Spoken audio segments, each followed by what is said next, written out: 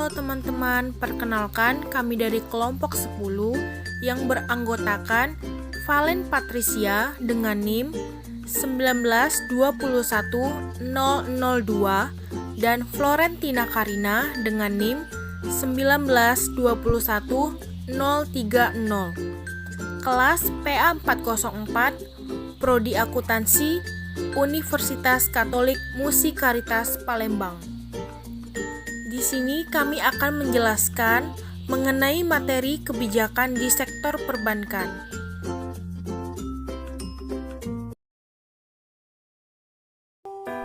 Yang pertama, kami akan membahas tentang kebijakan OJK di sektor perbankan. Kebijakan OJK di sektor perbankan dibagi menjadi 12. Yang pertama, tagihan atau kredit yang dijamin oleh pemerintah pusat dikenakan bobot resiko sebesar 0% dalam perhitungan aset tertimbang menurut resiko untuk resiko kredit. Yang kedua, bobot resiko untuk kredit kendaraan bermotor ditetapkan sebesar 75% dalam perhitungan ATMR untuk resiko kredit. Yang ketiga, penerapan penilaian prospek usaha sebagai salah satu persyaratan restrukturisasi kredit tanpa mempertimbangkan kondisi pasar maupun industri dari sektor usaha debitur. Yang keempat, pelaksanaan restrukturisasi kredit sebelum terjadinya penurunan kualitas kredit. Yang kelima, penurunan bobot resiko kredit beragun rumah tinggal non-program pemerintah ditetapkan sebesar 35% tanpa mempertimbangkan nilai LTV dalam perhitungan ATMR untuk resiko kredit. Yang keenam, penurunan bobot resiko KPR Rumah Sehat Sejahtera dalam rangka program pemerintah pusat Republik ditetapkan sebesar 20% tanpa mempertimbangkan nilai LTV dalam perhitungan ATMR untuk resiko kredit. Yang ketujuh, penurunan bobot resiko kredit usaha rakyat yang dijamin oleh Jamkrida dapat dikenakan bobot resiko sebesar 50%. Yang kedelapan, penilaian kualitas kredit kepada satu debitur atau satu proyek hanya berdasarkan ketepatan pembayaran pokok dan atau bunga dinaikkan dari paling tinggi 1 miliar menjadi paling tinggi 5 miliar hanya didasarkan atas ketepatan pembayaran pokok dan atau bunga. Yang kesembilan, penilaian kualitas kredit kepada UMKM dengan jumlah lebih dari 5 miliar yang dikaitkan dengan peringkat penilaian kualitas penerapan manajemen risiko dan peringkat komposit tingkat kesehatan bank.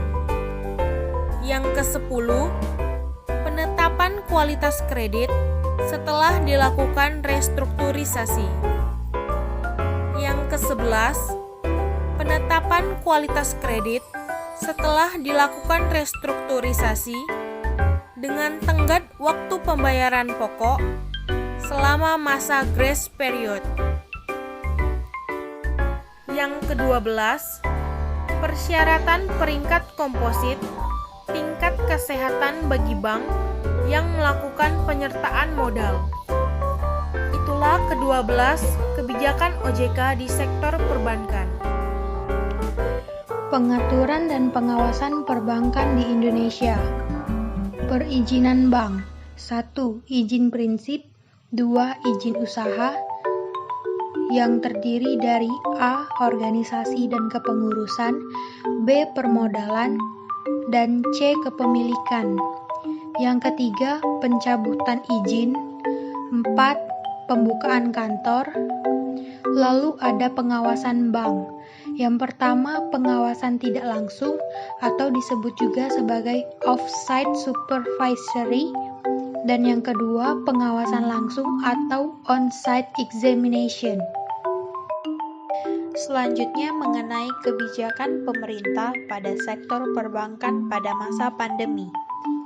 Selama masa pandemi COVID-19, untuk menjaga stabilitas industri jasa keuangan dan membantu pemulihan ekonomi nasional serta meringankan beban masyarakat, OJK sudah mengeluarkan 3 kebijakan stimulus di sektor perbankan. Yang pertama, Peraturan Otoritas Jasa Keuangan Republik Indonesia Nomor 11/POJK 03/2020 tentang stimulus perekonomian nasional sebagai kebijakan countercyclical dampak penyebaran corona virus disease 2019 pada tanggal 16 Maret 2020. Yang kedua, Peraturan Otoritas Jasa Keuangan Republik Indonesia Nomor 18/POJK 03/2020 tentang perintah tertulis untuk penanganan permasalahan bank pada tanggal 21 April 2020.